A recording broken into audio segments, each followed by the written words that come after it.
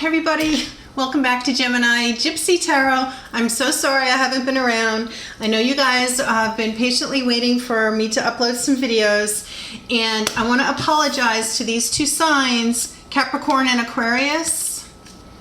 You never got your June readings, and here it is July. So when I get done with this special video that I'm doing right now, I'm going to be doing your readings first for July, and then the rest will follow. Okay, so welcome back. This is much anticipated. I told you I'd be hopping on to do this special reading. What to expect from a tarot reading. Now I have made some notes, so I'm going to be looking down because I just want to refer to this so I don't miss anything that I wanted to talk to you about. But you know, tarot has become incredibly popular lately, right?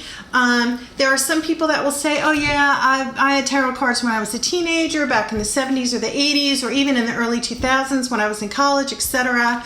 But I'm not going to get too much into the history of tarot because there are other videos completely just about the history of tarot. But I thought that I'd give you just like a little brief, and I have like a whole list of things I want to talk to you about that's going to help you understand more about tarot. It has become incredibly popular recently, as has astrology.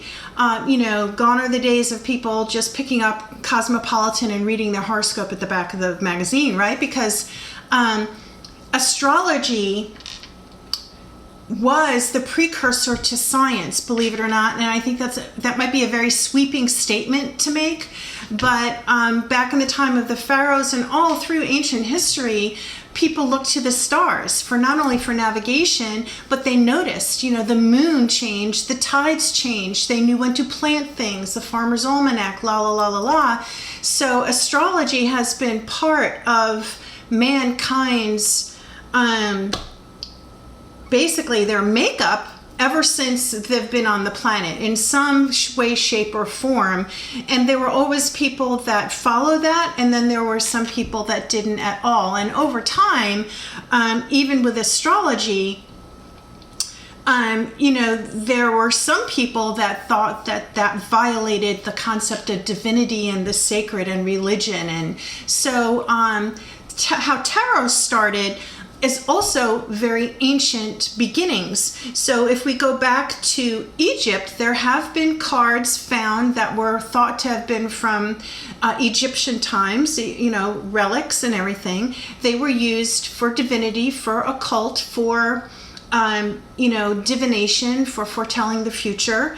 And then in the 15th century, more modern history, there's more historical data and actual physical evidence of these tarot cards, and basically 15th century Italy is where you started seeing more specific cards that you could tell was a tarot card. They were beautifully illustrated, and then as you go further along into history, I believe even Pablo Picasso was noted as having drawn up some tarot cards. So they've been used for divinity, they've been used for occult, they've been used basically as playing cards, and it was a very popular parlor game, and just throughout the different centuries and eras. And you know, some were really frowned upon. There were some only certain circumstances that these cards could be used. Basically the cards, the modern cards that we're most familiar with, I will say, like the Rider-Waite Tarot is usually what you would consider the most popular tarot card. Okay, there are 78 cards, which are comprised of the major arcana cards, which would be called such as Justice, and then you've got, you know, the Fool. These are named cards. The Emperor, you have the Empress, you have the World, you have the Wheel of Fortune, you have the Star, you have the Moon, you have the Sun. 22 major arcana cards. They are usually pulled to create like the theme or the foundation of the reading, right? A lot of times the major arcana cards, when they're pulled, a reader will tell you, you know, that this is very important. This is thematic of what the energies are going on with you right now, right? And then there's the 56 minor arcana cards. And those would be the ones that actually kind of follow suits, okay? And I will talk to you about that. But just to give you an idea of some of the different minor arcana cards, they would be ones that look like this, right? That have an illustration, and then they have a symbolic cup or a pentacle, which would be a coin, or a sword, or a wand, which is sometimes called a spear. So it follows those suits, and the suits, the coins, the wands, the cups, and the swords also relate to elements of astrology. So let's get into that, okay? You've got what would be considered the fire signs, and the element for fire represented in the tarot is actually the wand. Okay, so wand is like fire. It's your inspiration. It's your what your desire is to accomplish, right? And what you are moving towards accomplishing, right? Your sense of ego, your sense of self. So from an astrological standpoint, the element of fire includes Aries, Leo, and Sagittarius. So even though astrology and tarot kind of came about during different times, the blending together of the energies that they represent work beautifully together, and that's how they've managed to come together in our modern times to some people might say foretell, or be predictive, or be I wrote some words down that I wanted to make sure that I use, because they can all of the answers are with you, but they're either going to be able to help you foretell, predict, or validate, right? You usually always know what's going on, and you come to the tarot reading because you want some more information, or maybe you want answers. And sometimes it brings about some knowledge for you and some guidance that will open up a new way of thinking for you, and just like, oh, I never looked at it like that before, but that's exactly what's going on in the situation right now. You get the Five of Swords, and it's the guy, who's all of his friends have left, and he's got the sword, and he's won, right?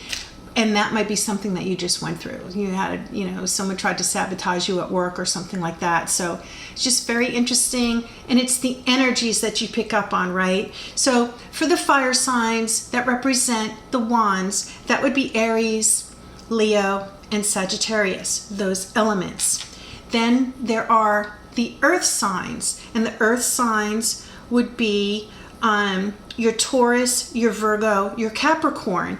That's related to the coins or pentacles. Okay, so pentacles represent your abundance and your wealth, but abundance and wealth is not just money, right? It's your holdings, it's your land, it's your property, it's your home, it's your castle, it's all of those things represent your wealth. So your pentacles are earth. That's Taurus, Virgo, Capricorn. And if you are a Taurus or a Capricorn or a Virgo, you know that you have more of a tendency to be very earthy.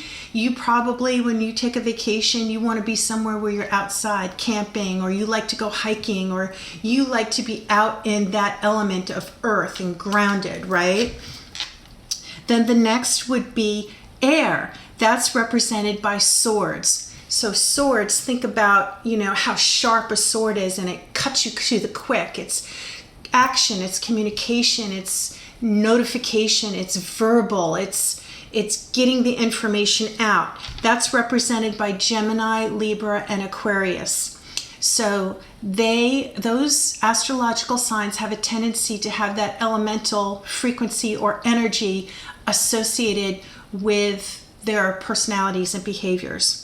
And the final one is water, which would be Cancer, Scorpio, and Pisces. Now, water signs are very interesting. You'll find a lot of readers are actually Cancers, Scorpios, or Pisces, because water signs, they have a tendency to be more psychic or telepathic, empathic, intuitive, because the water deals with your emotions, right? So in the tarot, the element for water is the cup. So, you know, the Knight of Cups, the King of Cups, they bring their cup of love. It's their emotions. So that is how astrology is connected with tarot. Now, what really moved that forward was a group or a congregation of people called the Hermetic Order of the Golden Dawn. And they were the ones that really started using tarot for divinity. Back in 1910, Rider-Waite Smith came up with this deck.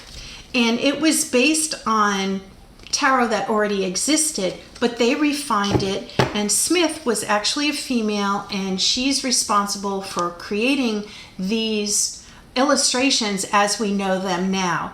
This was basically the first modern type of tarot that came into existence in 1910, when it really increased in popularity. But you know, again, it was used as a parlor game, and only certain people believed it or used it or whatever. And in many cases, it was just like for fun. I think people now rely on tarot and astrology and their horoscopes more than ever, right? And there are certain people that there was a president, and you can watch this online. You can go find this online. I'm not going to name any names or anything, but I will tell you that there was a wife of a president. The president had an assassination attempt. This is in modern times now. And she believed in astrology, and she actually contracted an astrologer to give advice to her and the president, who was her husband, throughout the remaining of his presidency. And he did not travel. He did not speak to the country. He didn't make any public addresses or anything unless it was lined up in his astrological chart.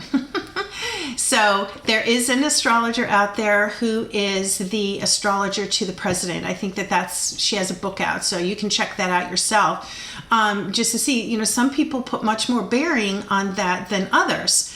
Back in Benjamin Franklin's time, I think, and I will name him because he's long dead, God rest, right? But I'm just saying, they followed the Farmer's Almanac. They realized that nature had a cycle, and a lot of things were done by then. We're seeing a lot of unrest in the United States right now. It's right around the time, right, July 4th, 1776, when the Declaration of Independence was signed, and the United States became what it is now. And that came on the heels of revolution. Well, there's a lot of revolution going on right now. I'm not an astrologer, but there's lots of them online.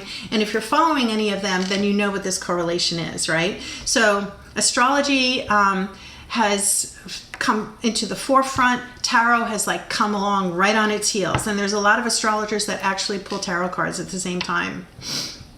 So in terms of what you are going to get out of your tarot reading, I want to preface it by saying a few things, or not even preface it. Let's just talk about this, right? Because I follow other tarot readers as well. There are some that just never, you know, people like to say resonate. I like to say align, because the energies, you know, some tarot readers, the readings just never align with anything that goes on with me. So, but then there are others, like 2 or 3, and right on target. Like, they will say something and it happens the next day. Or it's going to be like, you know, you're going to hear from someone, you're going to get an emotional or a message of love or whatever, and then the next morning I wake up and there's a text waiting for me. You know, something will have happened with your finances or whatever, or within the next 6 months or something like that, and it happens, right? It's picking up on your energies. So I would remind you of that. So tarot is, when you watch a regular reading, it's a general reading, because the energies it's speaking to is the energies of the collective consciousness, which is all of the people on the planet. If you're watching a reading of, say, for Aries, it's picking up on the energies, and the reader will attempt to invoke those energies for that particular astrology sign, and it will be for the collective. It won't be just specifically for you. However, it could be just specifically for you. You came to that reading for a reason, right? It might be a reader you don't normally watch. There's something intuitively that you don't realize that's drawing you to that. So they will say, you know, this is a reading for the collective. Take what resonates, or I say aligns with what's going on, and throw the rest out.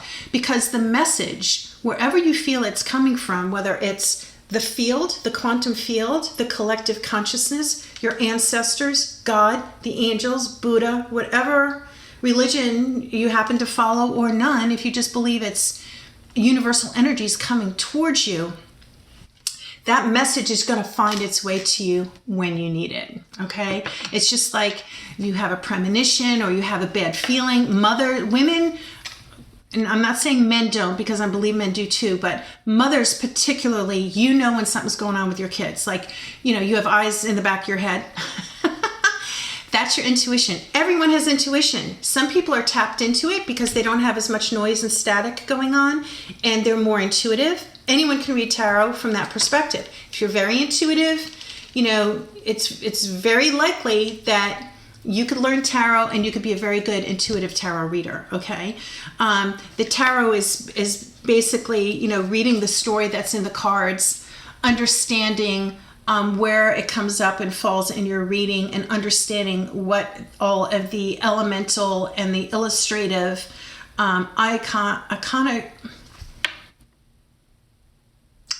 what the illustrations call forth, right? What they mean. I was going to say iconography, but that's not a word. That's not what I'm trying to get at. But you basically, the symbolism of the picture that's depicted and what that's trying to tell you, what it represents.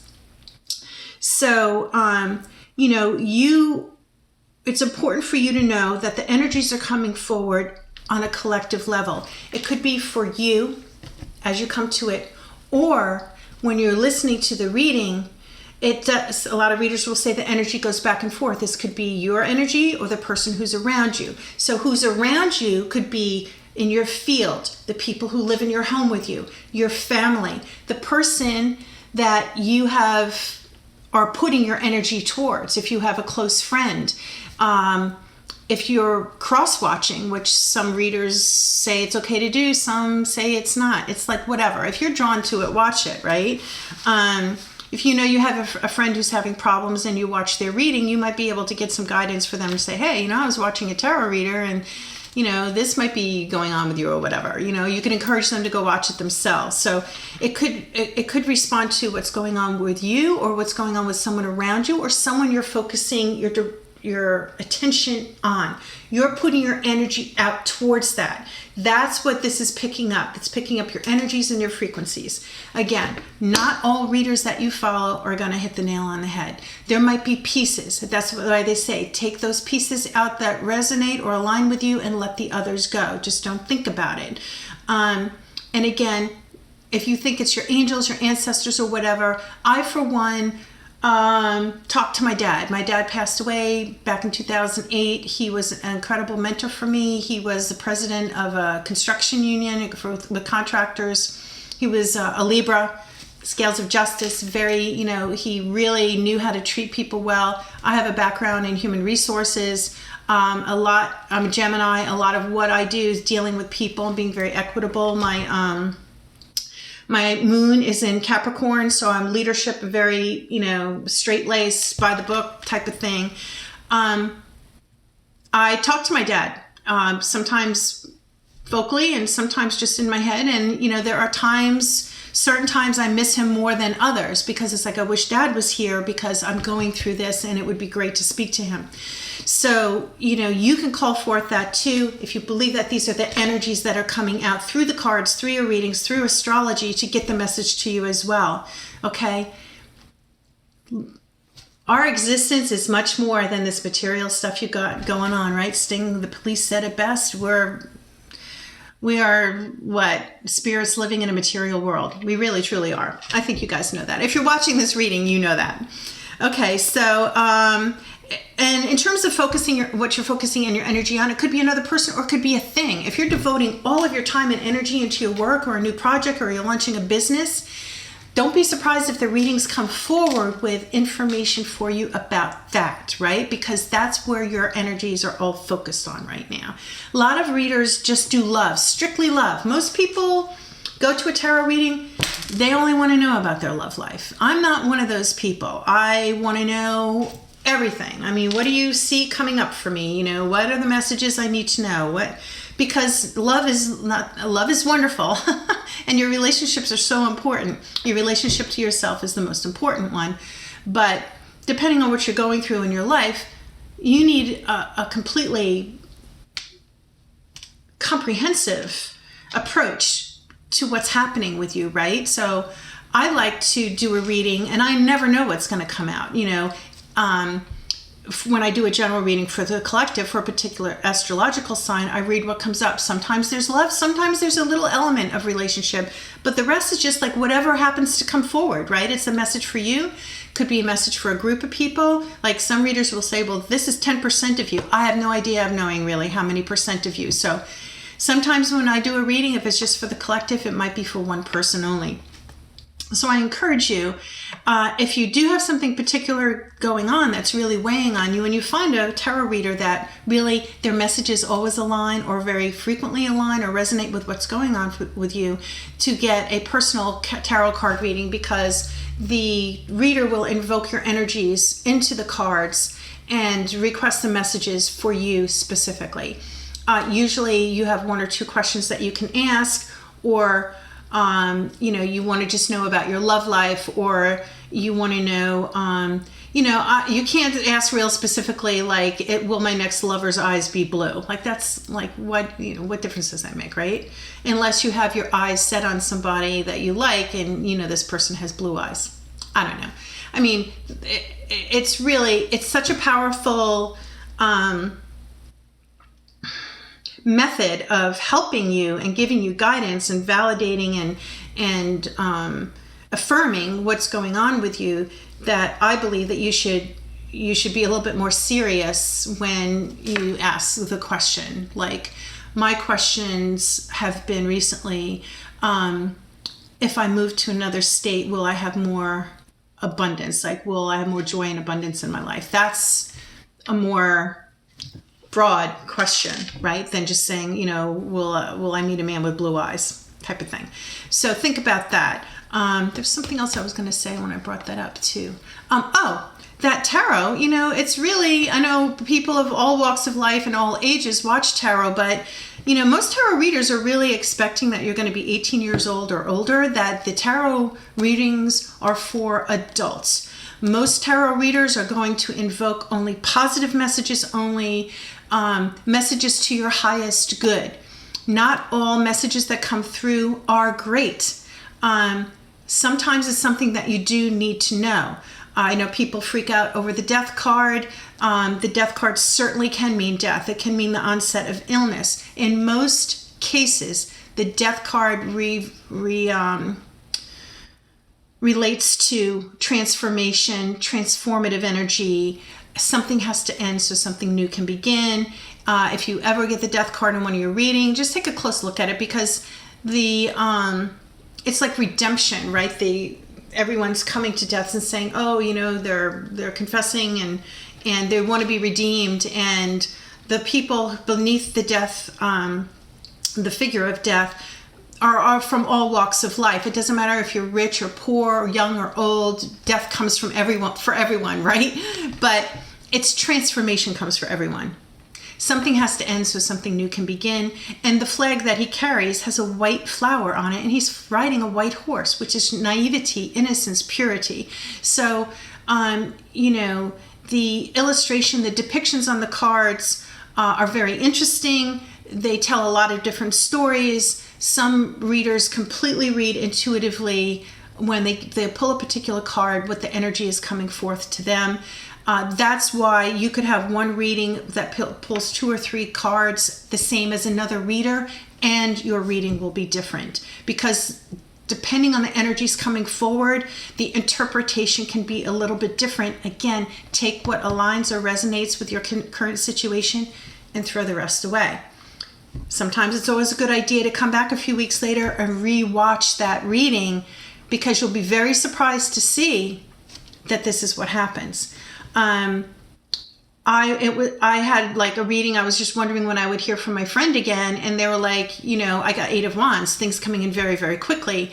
And sure enough, like the very next day I heard from my friend. So, you know, it's remarkable how the things happen. I do feel like you have to come to this with an open mind and an open heart and be open to receiving.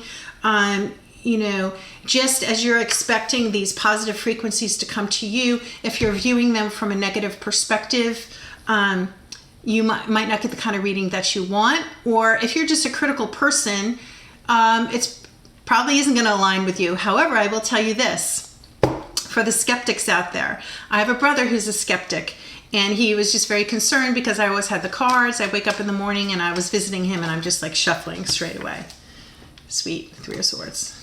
Anyway, and he was just like, yeah, you're just like really a little bit attached. You're a little addicted to that, aren't you? And I was like, well, the cards are calling me. You know, there's a message that wants to come out. And I was like, do you want me to do a reading for you? And he and I were the only ones home.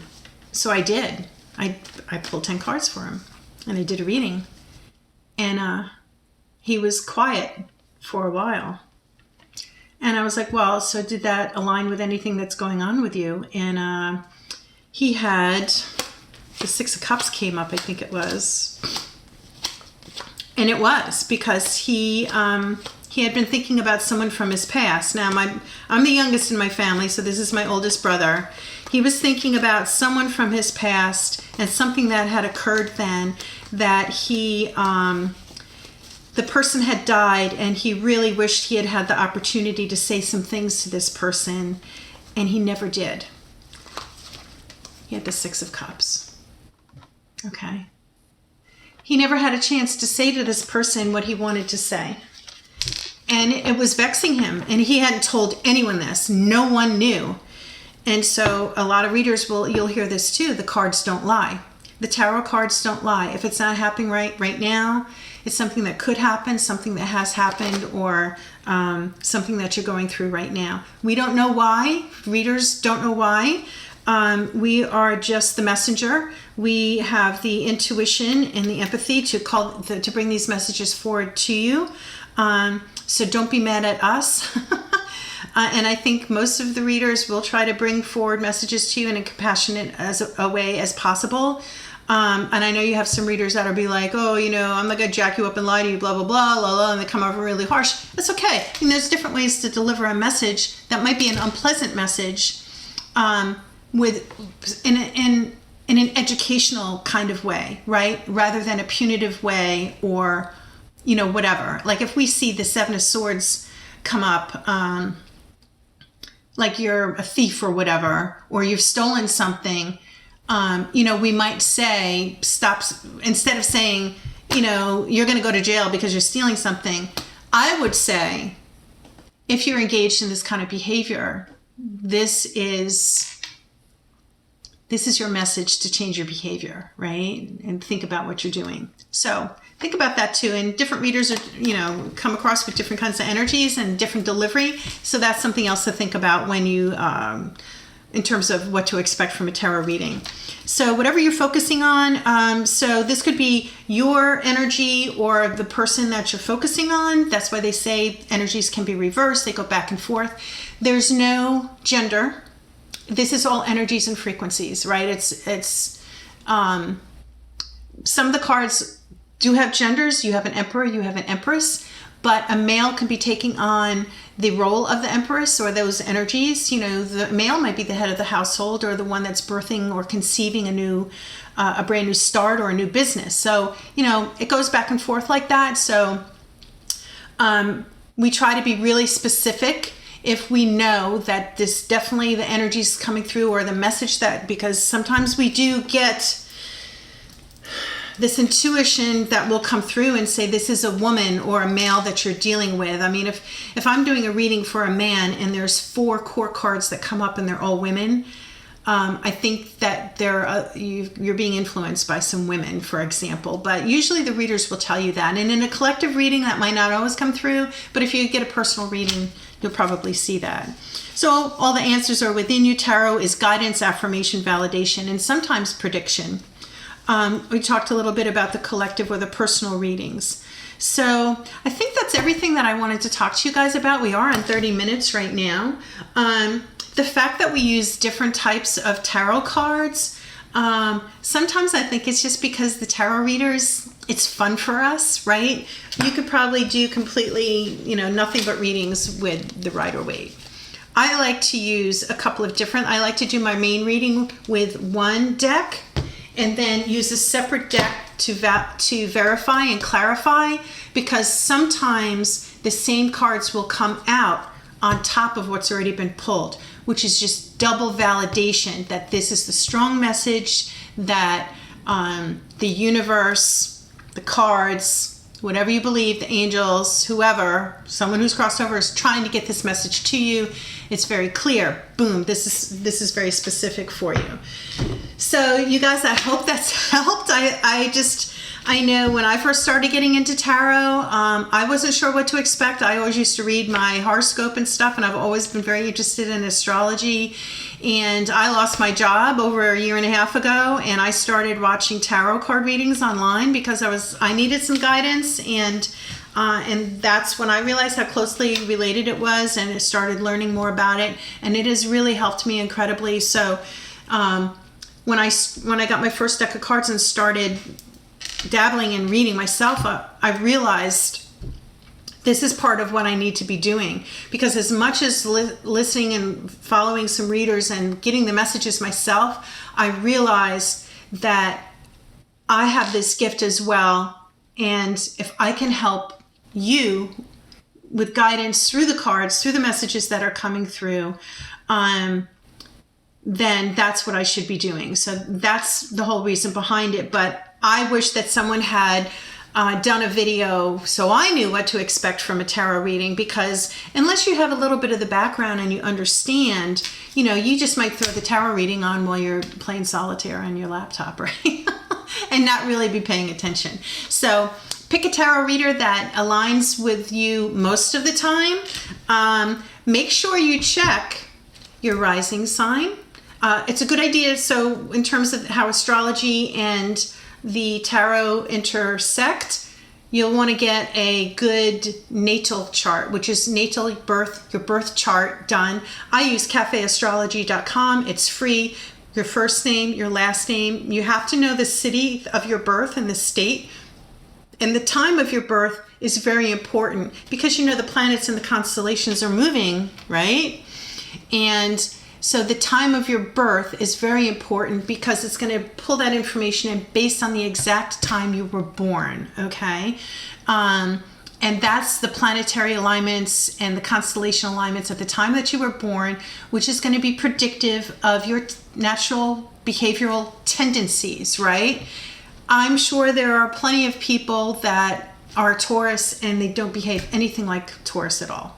I'm sure that happens, because a lot of it has to do with how you're raised and your different circumstances and things that you encounter. Everyone's situation is different, but generally speaking, you're going to see that your astrological sign aligns with what your natal chart says.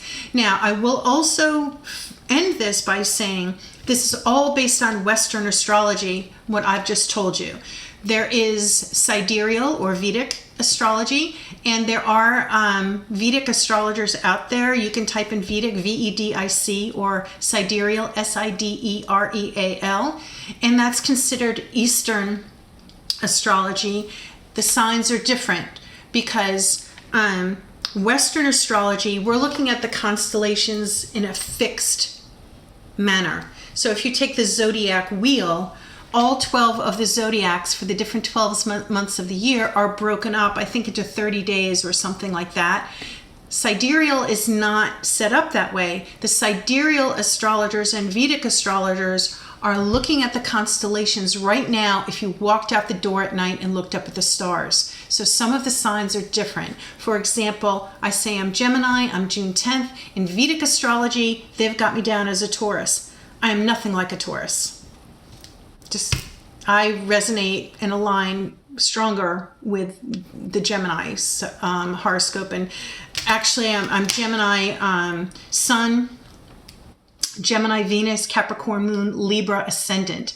So when you get your birth chart, if you go to cafeastrology.com and put all that information, it will immediately give you a birth chart, and you can read through everything, and it will tell you specifically what your sun sign is, which Gemini is. My sun was in Gemini when I was born. I consider myself a Gemini, right? Sometimes your moon sign is more important when it has something to do with your emotions, because the moon governs all of your emotions and the hidden things and secrets and intuition, right? That's all moon stuff. My moon is in Capricorn. My Gemini is also in Venus. So that has to do with love and relationships. So things of that nature, if I'm concerned with something of that nature, then, and someone says, well, check your Venus sign and watch the reading for wherever your Venus is. So in that case, I'm kind of lucky because my Gemini is in Sun and Venus. So I kill two birds with one stone when I watch a Gemini reading. And then my ascendant sign is in Libra. So I actually could be watching tarot scope readings or tarot card readings for Gemini, Libra, and Capricorn to get a full idea, a more comprehensive look at all of the energies that are surrounding or might be influencing me during any given time. Okay, so that's why, some of the readers right at the beginning will say, oh, this reading is for Gemini, Sun, Moon, Rising, or whatever. That's why they're saying that. So get your, you don't have to go to Cafe Astrology. There's other ones you can get free natal charts, but it's natal, N-A-T-A-L, natal. And get that done and read through it. You'll be really fascinated if you've never done it before to read about yourself, right? And then you can get into learning what all the different houses represent, which I'm still learning that. Like certain houses represent your relationship to your family. Certain houses represent your relationship to your wealth and your career and finance and things of that nature. So that's something else that you can look into. But anyway, I hope that you found this helpful. If you have, please give me a thumbs up. And I'd love it if you would subscribe to my channel. It really does help my channel to grow. And I want to give a special shout out to my really good friend who allowed me to use his copyrighted image for my thumbnail. So thank you. All right, you guys, I love you. I'll see you very shortly because I'll be doing the July readings for 2020 for each astrology sign, and they'll be coming out soon, okay? Thanks for tuning in. Take care. Love you. Peace out.